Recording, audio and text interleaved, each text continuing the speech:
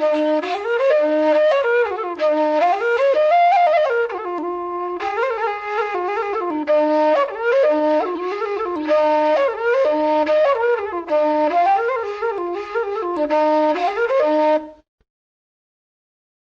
silmino bandirawo, inde am Pasto Goma.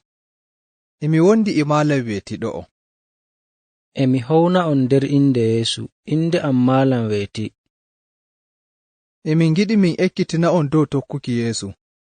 Ngo'ol woni ekkitinol 14 nder ekkitinolji 52. Ɗi ekkitinolji iɗi nder ɗerewol bi'etengol ɗerewol ekkitinki tokkuɓe Yeesu. Ta wawi jande, heɓu ɗereji ɗin e deftere sheninde nder fulfulde shaka Najeriya. Waɗu ka janguki deftere sheninde an e hoore maɗa, ngam ɓeyda anduki ko Allah yiɗi.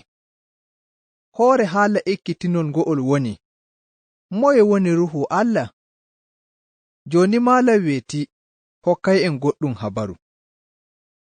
Asawe e neejo ɓe higooɓe naa seɗɗa. Wonde nyalnde sey neejo ƴami Asawe wi'imo, ngam ɗume kawtal moɗon ngal tokkuɓe Yeesu on koolaaki Ruuhu Allah? Sey Asawe nooti wi'i, ngam ɗume mbiɗa min koolaaki Ruuhu Allah? Neejo wi'i, sharel ngel sumpotirmi e moɗon nyalnde Alal, mi nanaayi ga'ajinowo moɗon inni Ruuhu Allah ko seɗɗa. Sey Asawe wi'i, non ɗum goonga, ɗum innaayi Ruuhu Allah, ammaa sharel ngel sumpotirmi e moɗon nyalnde Alal ga'ajinowo moɗon ma dow Ruuhu Allah tan o wa'ajini. Min mi faamaayi ko ɗume woni Ruuhu Allah. Ruuhu Allah e ko maagata? Neejo wi'i, mi tabbitinaayi, ammaa laawol ɓurngol ngol ɗum tokkata ɗum heɓta ɗum ɗon fii kangol woni linshutuki ko deftere ceniinde ekkitini dow Ruuhu Allah. To malam weti, min getti e ɗu'um habaru. Joni en ndaray ko deftere sheninde wi'i. Nder ekkitinol 9 en ekkitake wiiki Ruuhu Allah o Allah, ngam no Allah tan wontindiri Ruuhu Allah wontindiri. Allah e kotoye, Allah o anduɗo ko ɗume, Allah woni goduɗo bawɗe dow ko ɗume, Allah o wala fuɗɗode, o wala re'irde. Raa goɗɗe ayaje kolluɗe en no Ruuhu Allah wontindiri. Jabura suurawol 139 ayaare 9 yaake 10 holli Ruuhu Allah e kotoye. Jakariya suurawol 4 ayaare 9 holli Ruuhu Allah e woodi bawɗe e sembe. Korontiyanko'en arandewol suurawol 2 ayaare 10 yaake 11 wi'i, amma Allah holli en ɗum laawol Ruuhu makko. Ngam Ruuhu makko e andi ko ɗume haa e sirru makko lugguɗum. Moye nder yimɓe andata ko woni nder ɓernde neɗɗo to naa neɗɗo on? Non ma wala anduɗo nyumo Allah sey ni Ruuhu Allah. Ibraniyanko'en suurawol 9 ayaare 14 wi'i, hakko ƴiƴam Almasiihu ɗum waɗay ko ɓuri non, barka Ruuhu Allah gonɗum haa abada. O hokki Allah hoore makko, o warti shakkiri ndi wala goɗɗum ko haana. Ƴiƴam makko laaɓinay ɓerɗe meɗen daga kuuɗe jaarayɗe mayde, ngam kuwanen Allah mo yonki. Yahaya suurawol 14 ayaare 15 e 15 e 25 yaaki 25 wi'i, to on giɗiyam on gaɗɗay ko mbimi ngaɗon. Mi toroto nyaako mo dow, nden o hokkay on goɗɗum ballayɗum, jooɗodotoɗum e moɗon haa abada. Mi wi'u on fuu fii ɗu'um nge'el sharel ngel gondumi e moɗon. Ɗum ɗon ballayɗum, waato Ruuhu Allah, ɗum nyaako mo dow liloyta nder inde am. Ɗum ekkitinay on ko ɗume, ɗum siftoranay on fuu ko mbimi on. To ɗo en gi'i Yeesu waɗani yiɗuɓe mo alkawal Ruuhu Allah, nden ɗum jooɗodoto e maɓɓe haa abada. Ɗum ekkitinayɓe ko ɗume, ɗum siftoranayɓe fuu ko Yeesu ekkitini. To min getti Pasto, ɗon ma Yahaya suurawol 15 ayaare 5 yaaki ayaare 15 wi'i, joni mi so'oto to on ɗon liloyɗoyam. fuu e non nder moɗon walaa ƴamuɗoyam to njahaymi. Jooni ɓerɗe moɗon ganni ngam mi wi'i'on fuu fii ɗu'um, ammaa e mi wi'a'on goonga, ngam ɓeydaari moɗon dillaymi. Ngam to mi dillaayi, ɗum ɗon ballayɗum waranta'on, ammaa to mi dillii mi liloyayɗum to moɗon. To ɗum waroyi ɗum hollay yimɓe duuniyaaru ɓe paamaayi boɗɗum ko woni hakke e aadilaaku Allah e kiita makko. Ɓe paamaayi ko woni hakke, ngam ɓe koolaakiyam. Ɓe paamaayi ko woni aadilaaku, ngam mi so'oto to nyaako mo dow nden on puɗɗitataa ngi'oyyam.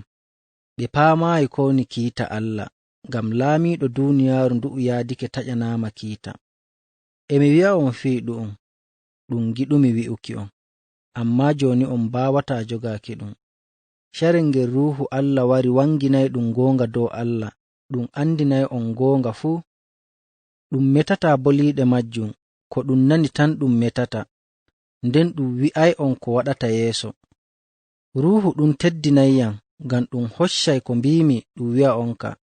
Fuu ko nyaako mo dow woodi min jeyɗum, kanjum waɗi mbiimi Ruuhu makko hoccay ko mbiimi ɗum wi'a'onka. Ayaaje ɗe e kollii en Yeesu liloyi Ruuhu Allah gaɗa o so'ike dow. Ɗum hollay yimɓe duuniyaaru ko woni hakke e aadilaaku e kiita Allah, ɗum maa ɗum wanginay goonga dow Allah, ɗum andinay goonga fuu, nden ɗum hollay ko waɗata yeeso. Korontiyanko'en arandewol suurawol 12 ayaare 13 wi'i, Yahuudanko'en e yimɓe naa Yahuudanko'en, maccuɓe e naa maccuɓe, en fuu en ngaɗanaama baptisma, en kokkaama Ruuhu go'otum, ngam ngarten bo ɓandu go'o, nden en fuu Allah hokki en Ruuhu ɗum. Ayaare nde e holli koo moye tokkuɗo Yeesu heɓi Ruuhu Allah. Nden Afisanko'en suurawol arandewol ayaare 13 yaaki 14 wi'i, onon ma on ngarti yimɓe Allah, carel ko nanɗon wolde goonga, waato habaru belɗum dow Yeesu, gaddan ɗum on kisndam. On koolake mo, Allah bo hokki on Ruuhu muɗum, ɗum o waɗanno on alkawal. Ruuhu ɗum holli on ngartiɓe makko. Nde en ngoodi Ruuhu Allah, en tabbitini en keɓay ko ɗume boɗɗum ɗum Allah waɗani en alkawal, nden ɗum rimɗinay en ngam ɗum manta mangu Allah. Ɗo en gi'i Allah hokki fuu tokkuɓe Yeesu Ruuhu muɗum ngam holluki ɓe ngartiɓe makko, nden ɗum tabbitinanaymo o heɓay ko ɗume fii boɗɗum ɗum Allah waɗanimo alkawal. Romanko'en suurawol 8 ayaare 9 wi'i, ammaa onon on ngaɗataa ko ɓalli mooɗon giɗi, on ngaɗa ko Ruuhu Allah wi'i. To ni ɗum goonga Ruuhu Allah e jooɗii nder ɓerɗe mooɗon, koo moye to walaa Ruuhu Allah naa Almasiihu jeymo. Aayaare nde e hollii en tokkuɗo Yeesu e woodi Ruuhu Allah, ammaa mo tokkaayi Yeesu walaa Ruuhu Allah. Raa ayaare tokkitaaki heyre, mi jangaynde jooni, tokkita ko mbi'aymi. Aafisanko'en suurawol arandewol ayaare 13. Onon ma on ngarti yimɓe Allah, carel ko nanɗon wolde goonga, waato habaru belɗum dow Yeesu, gaddan ɗum on kisndam. On koolake mo, Allah bo hokki on Ruuhu muɗum, ɗum o waɗanno on alkawal. Ruuhu ɗum holli on ngartiɓe maako. To malam weeti, e woodi ko giɗɗa kettindaniɓe en ɓeyda faamuki dow ɗum? To bandiraawo, moye woni Ruuhu Allah? Ɗume o waɗi ngam maaɗa? Nde keɓuɗaa Ruuhu Allah? Ɗume ɗum maagata? Ruuhu Allah o Allah. Ruuhu Allah e woodi ko Allah tan woodi iri majjum. Allah nyaako mo dow e Allah ɓiɗɗo e Allah Ruuhu fuu ngikku maɓɓe ɗum go'o, nden ɓe huuɓe go'o, ɓe pottuduɓe daraja maɓɓe go'o. Woɓɓe tokkuɓe Yeesu ɓe ɓurii waɗuki hakkiilo maɓɓe dow Ruuhu Allah e dow waɗuki hakkiilo dow Allah Nyaako mo dow e Allah Ɓiɗɗo. Woɓɓe bo seɗɗa tan ɓe innata Ruuhu Allah bo ɗum walaa daraja, ɗum parkol mangol tokkuɓe Yeesu wa'ajinooɓe ala wa'ajinki e ekkitinki dow Ruuhu Allah. Ɗum ma ɗum parkol mangol tokkuɓe Yeesu ngaɗa ka wa'ajinki e ekkitinki dow Ruuhu Allah bo ɗum ɓuri Allah Nyaako mo dow e Allah Ɓiɗɗo. Daraja Ruuhu Allah e fottidi e daraja Allah Nyaako e Ɓiɗɗo makko Yeesu Almasiihu. Deftere Ceniinde ekkitinii en nde jaɓuɗaa Yeesu Almasiihu a heɓii Ruuhu Allah ɗon e ɗon. Ɗum hisniriima ƴiiƴam Almasiihu ngeetam barka mayde makko dow gafaangal. Nden jooni a maɓɓiraama Ruuhu Allah, Allah hokkiima Ruuhu muɗum ɗum warta ko hollata a wartiimo makko.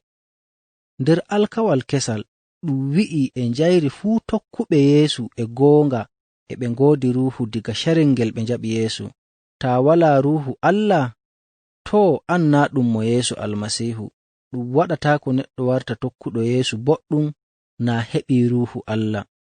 Ɗerewol Korintiyanko'en arandewol suurawol 12 aayaare 13 wi'i, en fuu en ngaɗanaama baptisma, en kokkaama Ruuhu go'otum ngam ngarten bo ɓandu go'o. Allah Nyaako mo dow liloyi Allah Ɓiɗɗo nder duuniyaaru, o ekkitina neɗɗo gooduɗo hakke anduki Allah e kisndam makko. Carel ngel Yeesu so'ii dow, o hokki tokkuɓe mo dokkal Ruuhu Allah, ngam ɗum nyamra yeeso e ekkitinki yimɓe anduki Allah. Yeesu wi'i, ammaa balloowo, Ruuhu Allah, mo Nyaako liloyta nder inde am, kanko ekkitinta on koo ɗume, nden o siftoranayi on koo ɗume ko ekkitinmi on. Allah Nyaako mo dow e Allah Ɓiɗɗo e Allah Ruuhu, koo moye e kuuɗe muɗum, ammaa ɓe fuu daraja maɓɓe go'o. Raa goɗɗum ko Ruuhu Allah waɗata ngam maaɗa nde a tokkuɗo Yeesu Almasiihu. Imo waɗa do'aare ngam maaɗa. Roomanko'en suurawol 13 aayaare 22 yaaki 23 wi'i, nden Allah anduɗo ko woni nder ɓerɗe meɗen, imo andi ko Ruuhu yiɗi, ngam Ruuhu e toroo Allah ngam yimɓe maako non no o yiɗiri. Imo jooɗoo nder maaɗa.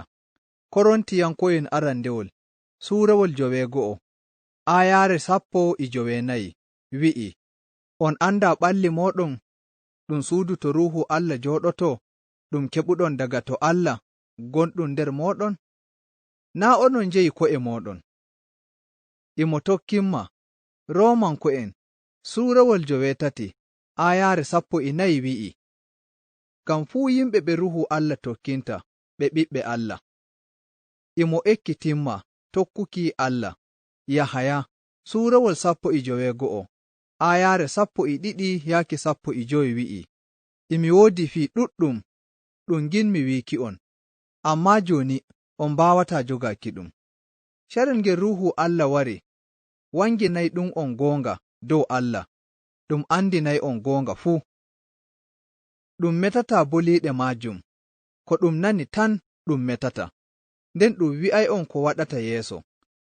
Ruuhu ɗum teddinayiyam, ngam ɗum hoccay ko mbimi ɗum wi'a onka. Fuu ko Nyaako mo dow woodi, min jeyi ɗum. Kanjum waɗi mbimi, Ruuhu makko hoccay ko mbimi ɗum wi'a onka. Imo holluma hakke maaɗa. Yahaya suurawol 19 aayaare 3 wi'i, to ɗum waroyi ɗum holle yimɓe duuniyaaru ɓe paamaayi boɗɗum ko woni hakke e aadilaaku Allah e kiita makko. Imo waltinanma ɓernde, imo walluma. Yahaya suurawol 14 aayaare 19 wi'i, mi toroto Nyaako mo dow, nden o hokkay on goɗɗo ballayɗo, jooɗodotoɗo e moɗon haa abada. Imo hokkuma bawɗe waajinki, kuuɗe lilaaɓe. Suurawol arandewol aayaare 3 wi'i, ammaa to Ruuhu Allah jippoyake dow moɗon, on keɓay bawɗe, on ngartay kokkayɓe woɓɓe habaru am nder Urushalima, e leydi Yahudiya fuu, e leydi Samaariya, haa keerol duuniyaaru. Imo hokkuma dokkal huwanki Allah. Korontiyanko'en arandewol suurawol 12 aayaare 11 wi'i fuu fii ɗum kuugal ɗum ɗon Ruuhu Allah, nder Ruuhu ɗum hokkata koo moye dokkal non no ɗum suɓiri. Imo walluma kuwana Allah. Kuuɗe lilaaɓe suurawol 13 aayaare 4 wi'i gaɗa Ruuhu Allah lili Barnaba e Shawulu ɓe njehi gariiri Salukiya, daga ton ɓe natti komiwal ɓe njehi leydi Sayafurus ngondi caka maayo. To bandiraawo, nde a nani ekkitinol ngo'ol ɗume haani ngaɗa. Nyumu dow ɗe aayaaje ekkitinɗe dow ko Ruuhu Allah waɗantama nde a tokkuɗo Yeesu, nden gettaamo. Jooni mi janganayi en aayaaje jangitaaki. Ɗe aayaaje e haani a yaadike a jogake ɗe boɗɗum diga ekkitinolji ƴaɓɓiiɗi. Markus suurawol 12 aayaare 29. Yeesu wi'i, Joomiraawo Allah meɗen o Joomiraawo go'oto. Nden ɗerewol Timooti arandewol suurawol arandewol aayaare 12 aayaare nden wi'i, o laamiiɗo haa abada, o walaa keerol, o yi'ataako, kanko tan woni Allah, mangu e teddungal tabbita to makko haa abada. Nden Yahaya suurawol 14 aayaare 19 wi'i, mi toroto nyaako mo dow, nden o hokkay on goɗɗo ballayɗo, jooɗodotooɗo e mooɗon haa abada. Nden ɗerewol Biiturus arandewol suurawol 2 aayaare 24 aayaare nde wi'i, kanko e hoore makko jaɓi hakke ɗum gaɗuɗen dow hoore makko, carel ko ɗum ɓilimo dow gafaangal. O waɗu non ngam laawol mayde makko alen waɗuki hakke, njooɗooɗen jonde aadilaaku, non no deftere ceniinde wi'i, barka mayde makko on jamɗiti. Nden Maatiyu suurawol 19 aayaare 22 wi'i, ngam Ɓii Neɗɗo waray nder teddungal nyaako muɗum mo dow e malaa'ika'en makko, o waatanay koo moye ko waɗi. Raa aayaare tokkitaaki heyre, mi jangaynde jooni, tokkita ko mbi'aymi. Aafisanko'en suurawol arandewol aayaare 13 wi'i, onon maa on ngartii yimɓe Allah carel ngel nanɗon wolde goonga, waato habaru belɗum dow Yeesu gaddan ɗum on kisndam. On koolake mo, Allah bo hokkii on Ruuhu muɗum ɗum o waɗannoo on alkawal. Ruuhu ɗum hollii on ngartiiɓe makko. To bandiraawo, min ngari re'irde ekkitinol 14 na en kawri ekkitinol garayngol. Allah barkiɗina on, ɓeydana on faamo e andal nder tokkuki Yeesu. Min getti.